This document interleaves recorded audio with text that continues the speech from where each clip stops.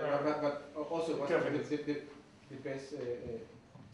Free software as an industry itself, or free software as a facility for the development of other industries and lowering the cost of transaction, or basically lowering the cost for communicating? First of all, the idea that the proprietary world revolves around licensing costs is misleading.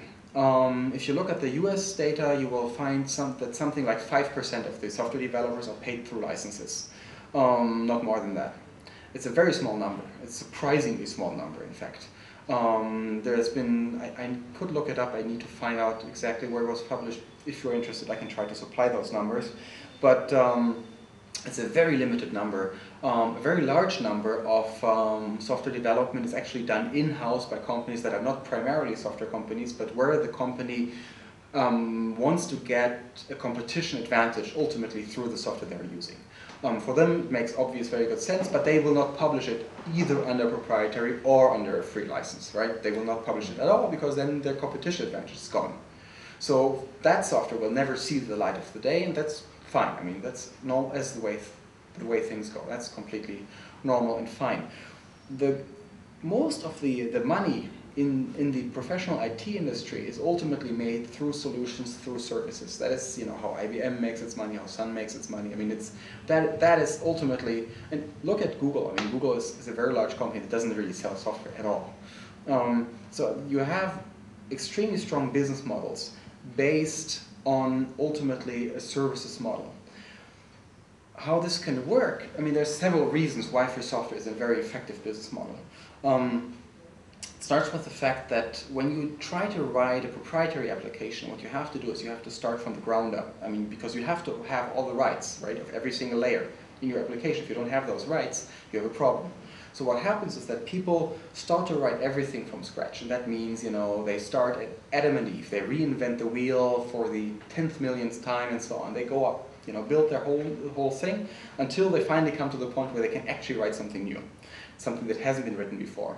And now the problem here is that when you have software, every software has bugs. I mean, there's no software on this planet, I mean, maybe some very small programs, but most of the software always has bugs.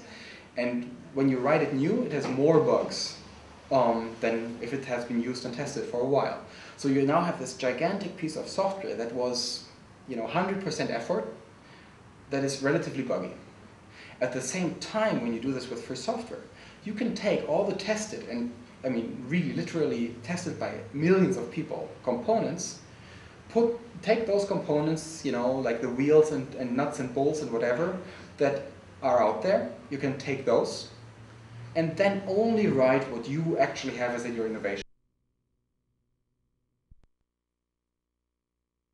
So you only need to focus on the actual innovation, which means that free software is a driver for innovation in that sense, because you don't have to spend the time of your programmers on reinventing the wheel over and over again. The programmers can actually focus on doing real work, like innovative work, bringing innovation forward. And that is one of the reasons why in free software, the initial investment into whatever you're doing is lower than it is for proprietary companies. And since the initial investment is lower and the market is not segregated, I mean, the market entry barrier is much, much lower to begin with, because you can actually go into the market because nobody can keep you out. I mean, if it's a free software market, there is no way to exclude you from that market. So you have an open market where you can go in with a low market entry barrier and a very, very good potential for people to actually come out with innovative ideas. Yes, you need a business model then, that's true.